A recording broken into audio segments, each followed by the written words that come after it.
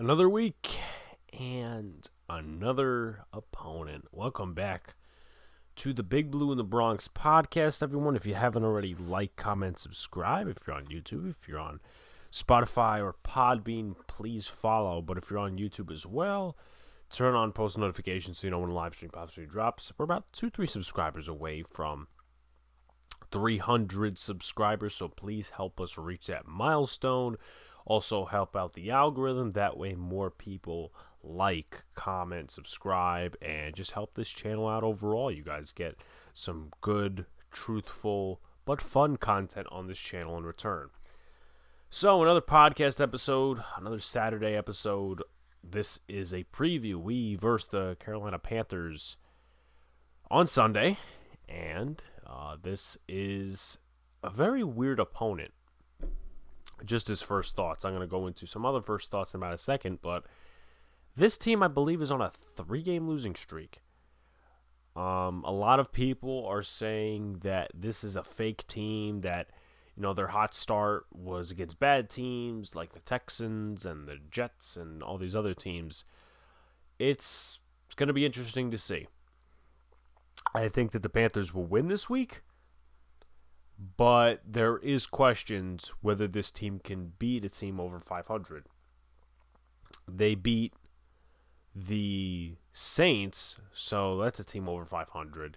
They also beat the Jets and the Texans. That's 3 of their wins. They also lost to the Vikings and lost to 2 other teams. They lost to Dallas, which I believe was their first loss. So we'll see. We'll see this week, but in terms of the Giants, I really don't have much to say. What can I say? This team's 1-5 and a lot of offensive injuries. So I'm going to go ahead and say it's an evaluation thing. See if Evan Ingram goes off. See if Shepard or Slayton goes off. It's what you can say right now. It's what you can say. This team's not going to tank, so you just play to win. And if they win, they win. And they lose, they lose. Let's go to the injury report, which is always our first subject. Put aside the first thoughts. For the Carolina Panthers, wide receiver Terrace Marshall, their second-round pick this year, and linebacker Shaq Thompson. Both are out, one with a concussion, the other one with a foot injury. Also, their fullback, Giovanni Ricci, is out with a concussion as well. Cam Irving, their left tackle, is questionable with a neck injury, also an illness. So if he plays, he plays. If he doesn't play, Brady Christensen, I think he was at BYU, I want to say. He was a left tackle. So if Irving doesn't play, he steps in as the left tackle. If it's BYU, it's BYU. If it's not BYU, I apologize. But also, Alex Erickson is questionable with a concussion. So this team has a couple of injuries to deal with, which is really interesting to see. Matt Paradis, C.J. Henderson, and Frank Luvu were not listed in terms of the game status, which probably means they're off the injury report, which means they will play on Sunday. In terms of the Giants, Kadarius Toney, Kenny Galladay, and Saquon Barkley are out for Sunday's game. Danny Shelton, which came to a surprise, to me at least, this week, he is doubtful with a pectoral injury. Evan Ingram, John Ross, Sterling Shepard, Darius Slayton, all are questionable. You take a look at the practice squad protections, which actually has to deal with one guy who's currently doubtful to play on Sunday. The Giants' practice squad protections, at least, I could not find any for the Carolina Panthers. Benedict McKinney, he should play this week. Maybe in a limited role or something like that, but he's a veteran linebacker. I guess at this point, throw shit at the wall and see if it sticks. This team's 1-5, right? Tight end Chris Myrick, wide receiver David Sills, which a lot of people were fascinated with him and hyped him up in the preseason. And then finally, defensive tackle David Moa, which he probably will take the Danny Shelton role this week. I don't see them not calling up another defensive tackle or a defensive lineman. They have Raymond Johnson, Dexter Lawrence, Leonard Williams, and Austin Johnson. And then Danny Shelton, who is doubtful, as we mentioned. So, I do expect David Moa to come off the practice squad this week, and, we'll see what happens. But I would go with Moa moving forward because there is a stat out there that says when Danny Shelton is playing on the Giants' defensive line in a run situation, Giants give up 6 yards per pop. However, when he's off of the field and the Giants have some other guys on that defensive line like Austin Johnson, Leonard Williams, all those other guys, well, they give up about 3 yards per carry. So I don't understand how this coaching staff doesn't see that. Same thing with the Nate Solder thing, which really isn't much of an argument at this point because Andrew Thomas is not playing this week. So just something to put in mind for you guys. Now, quickly to positional matchups, not going to go too far into it. In terms of quarterback,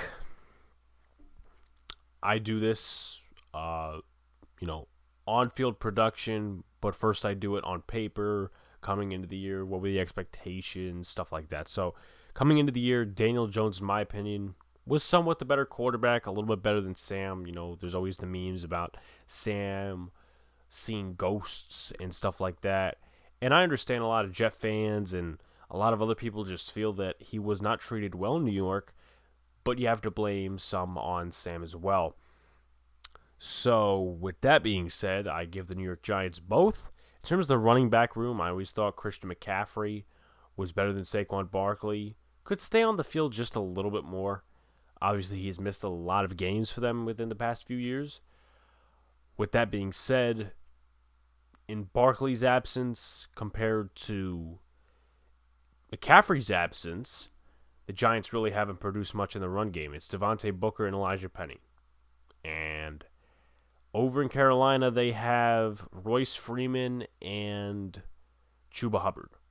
And Chuba Hubbard, he's been doing pretty good for them.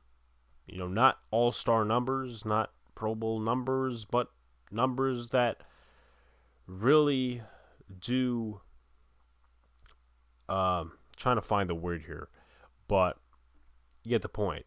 He's been doing well for them as a placeholder until Christian McCaffrey comes back.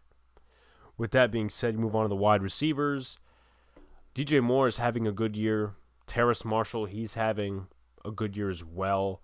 Robbie Anderson really hasn't caught much of the targets, which is a surprise to me. Darnold and him were teammates in New York, and I don't know. I'm just shocked that he has not received more targets, but I guess he's been going to other guys more. We'll take a look at targets and stuff like that in a little bit. Actually, I could take a look at it now to kind of back up my thoughts, but his leading receivers are more Anderson here and there. McCaffrey, Brandon Zylstra, who stepped up, so it's been here and there for Anderson.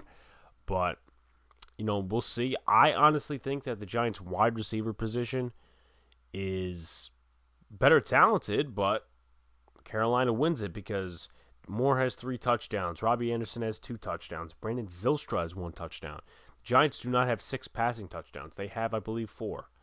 So, can't even say that the talented wide receiver position is doing that good. And it's not all on them. It's Daniel Jones and it's also Jason Garrett as well as a play caller. So you look at the tight end room. The Giants coming into the year, Kyle Rudolph, Caden Smith, Evan Ingram, all underperforming. Ingram is being phased out of the offense. Caden Smith isn't even being used, and Kyle Rudolph is a waste of space at this point, I believe, in my opinion at least. But Ian Thomas, he's been having some good games for them. Silent, not 100-yard receiving games, but as an offensive target, he caught 1 big pass down the field in the Viking game. Dan Arnold also has been somewhat of a factor for them. He was traded from the Cardinals to the Panthers earlier the year. And also Tommy Tremble, the 3rd-round rookie, I believe, out of Notre Dame. So, all those guys, in my opinion, are having better production than the New York Giants tight end room. In terms of the O-line, I'm actually going to go in favor of the New York Giants partially. I understand. Last week was a shit show. The week before was a shit show. But I thought the Giants they played better. They have been playing better, in my opinion, because Sam has been sacked a total of 18 times, which is the seventh most this year, and Daniel Jones hasn't been sacked not nearly as many times. It's about middle of the pack for the Giants. And you look at the talent on the offensive line. It's not really much for the Panthers other than Taylor Moton and maybe Matt Paratus. John Miller's been dealing with injuries. Cam Irving is a backup left tackle in this league. Pat Elflein, he was with the Jets. He was with the Vikings for a couple of years. He's not much.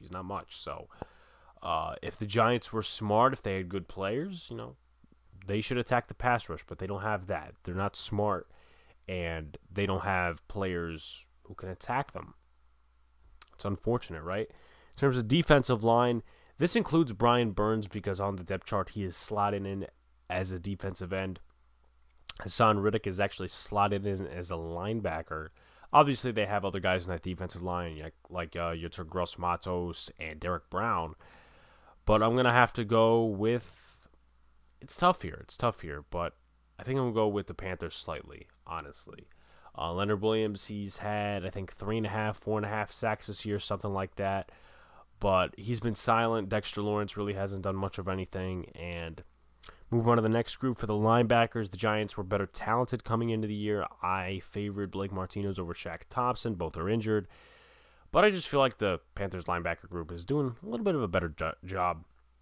And look at the cornerback spot. The Giants, once again, underperforming in that spot. I don't know if Stephon Gilmore is going to play this week. He could play this week, coming off of PUP.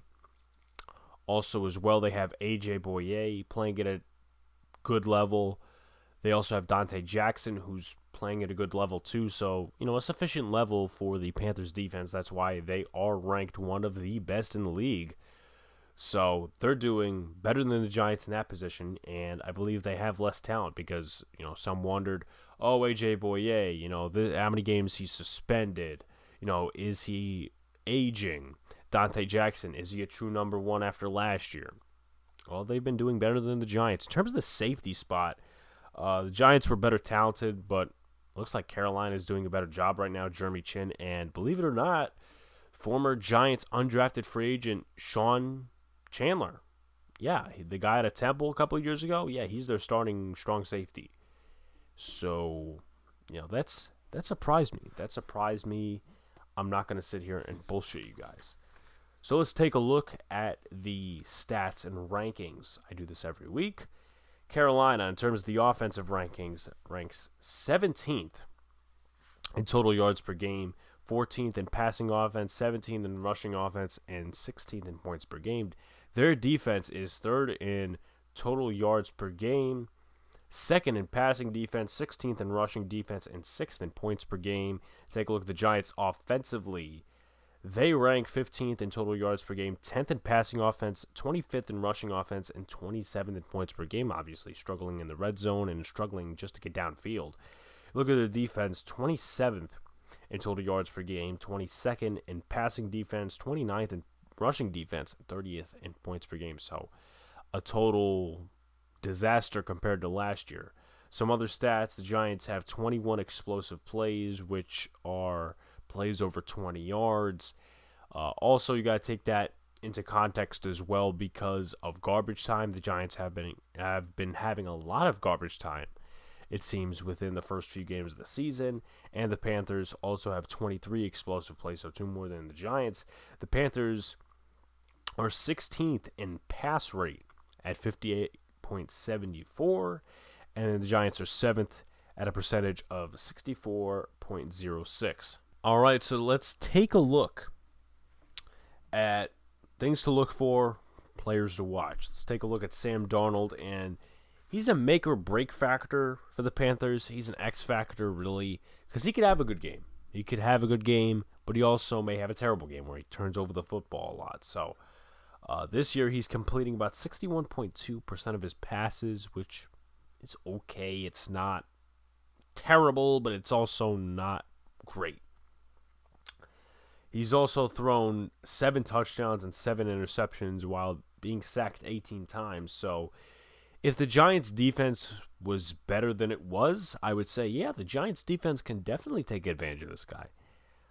But, the way they played against Bridgewater, the way they played against Dak and some of these other quarterbacks, it's not great. So I can't really say that I have confidence in this Giants defense to go ahead and stop Sam Darnold. You take a look at their rushing attack. I mentioned it's middle of the pack in the league. Chuba Hubbard, so far, 72 rushes, 281 yards, 1 touchdown. About 3.94 yards per carry. He should be getting some carries, probably more, now that the Giants are a terrible defense against the run. I think I said 29th or something like that. So the Panthers will probably take advantage with Joe Brady as their offensive coordinator. Royce Freeman, their backup, has only rushed 12 times for 34 yards, 2.8 yards a pop. Obviously, they are missing Christian McCaffrey. Sam Darnold, though, I would prepare for him if they're in the red zone, if they're at the 5-yard line. I would prepare for a read option or just a QB draw. He has 1 rushing touchdown, and he also rushed for a touchdown against the Giants 2 years ago when he was with the New York Jets. Take a look at the receiving game. DJ Moore having a big year. 40 receptions, 513 yards, and 3 touchdowns. You take a look at Robbie Anderson, 15 receptions, 190 yards, 2 touchdowns. Brandon Zylstra, 8 receptions, 139 yards, and 1 touchdown. He's caught all of his targets, which is 100% catch percentage, which is really good. Ian Thomas, 10 receptions, 120 yards, no touchdowns for him. Also 1 receiving touchdown for Tommy Tremble. 13 receptions and only 82 yards for Chuba Hubbard. No touchdowns there. And then Terrace Marshall and Dan Arnold factor in as well. But it's a big difference. It's definitely a big difference. And I don't know. It just seems like coming into this, I thought, well, maybe Sam Darnold, he's spreading the ball more. But you take a look. DJ Moore, 40 receptions compared to some of the other guys. 10, 14, 13, 15, 16. Not nearly as much. And, kind of shows on the field, right? Take a look at the defensive side of the ball as well. Brian Burns, he's having another good year. I think he started off the year with 3 sacks, has been quiet the last 2 games, but so far 3 sacks, 13 pressures, 5 quarterback hits, and 5 tackles for loss, and 21 total tackles. He's started all 6 games. You take a look at a guy who had an absolute game against the New York Giants last year, Hassan Riddick. We all remember that guy, right? With that being said, he has 6.5 sacks this year, about half of what he had last year, so he's getting to a really big point. 12 total pressures, 9 quarterback hits, and 8 tackles for a loss. You also take a look at their 2 cornerbacks, which right now it stands to be Dante Jackson and AJ Boye. Dante Jackson this year has allowed 19 completions on 35 targets. He has 1 interception, allowing a completion percentage of 54.3. Has given up 1 touchdown, 247 yards, 13 yards per completion, but also a 74.3 passer rating, which is really good, in my opinion at least. You take a look at AJ Boye, who's only been playing since about week 4. He's allowed 14 completions on 22 targets, has yet to get an interception, 63.6 completion percentage allowed, 113 yards total, a 76.5 passer rating allowed, 8.1 yards per completion. So these corners are playing up to what they were expected to, or at least what some expected to. I think they're playing good, and it's not going to be hard, in my opinion, facing guys like Darius Slayton and Evan Ingram. My personal opinion, and John Ross as well. I'm not trying to devalue the Giants. I'm not trying to sit here and say, oh, they're going to tank. I wish they would tank. I'm not going to say that, but at this point, I have to tell the truth. I have to state my opinion. And I don't mean to be the negative Nancy. You guys know I'm always positive. But against guys like Dante Jackson and AJ Boye, who's been in this league at least 10 years, what is Darius Slayton to them? What is John Ross to them, who makes a pop play every 20 receptions he gets? It's frustrating to be a Giants fan this time. Questions to answer, I usually do 5, but I'm going to do 3 this time. I mean, some of it is the same stuff regarding other positions and just like other players and other opponents, like saying, oh, will the pass rush get here, this, that, and the other thing. You don't want to be hearing that every episode I talk. So for the offense, number 1, how much can this O-line protect DJ? Hassan Reddick and Brian Burns will be there facing Matt Parrott and Nate Solder. Matt Parrott will likely start at left tackle. Nate Solder will start at right tackle. I'm scared. I think Burns is going to match up against Solder, and I think Hassan Reddick and Morgan Fox will go against Matt Parrott. That's if I'm not mistaken, of course. I could be mixing it up. But either way, the Giants, in my opinion, are screwed. 2 guys that know how to rush the passer, and if it was Andrew Thomas blocking, if it was Matt Parrott on the right side, you'd feel a little bit better about yourself and a little bit better about this team. But I don't have confidence. I really don't, but we'll see what happens on Sunday. Number 2, is DJ the same turnover guy as last week? At this point in the game, I really have to stop making excuses for DJ. And I know, obviously, there was no weapons last week, but 3 interceptions, 1 fumble lost. You got to make the best of a bad situation. And the Giants are evaluating whether it's going to be a new GM, the same head coach, different head coach. They're evaluating whether DJ is the future, whether he's the franchise quarterback or not. I'm giving him till about the bye week to convince me. A little bit more maybe, but it's very tough to be constantly making excuses. I'm not doing that anymore because he had a horrible week last week. He was okay week 1, also garbage time, but in between the lines, he's good at different points, but can't really put a perfect situation around everybody. And it sucks. And I'm not going to sit here and say that drafting a quarterback from Liberty is going to fix the entire Giants franchise, because it's not, because there's O-line issues, there's pass rush issues, there's issues concerning the secondary, there's issues all around. This is a garbage football team. But he has to show something. It's not like the Panthers are the first best defense in the NFL. They are one of the top, but you carved up the Saints defense. Can you do that against the Panthers, maybe? We'll see. Number 3, can this team execute in the red zone? Whenever they get down there, if they get down there, they have to execute in the red zone. It can't be, first down run and then cute play calling to end the drive. They have to execute in the red zone. Every time they go down there and just kick a field goal, it makes me want to cringe. Because they get cute with the play calling, something happens, a penalty, they don't execute, a drop pass. It sucks. And the Giants find ways to not execute in the red zone, and they find ways to lose because they're a bad football team.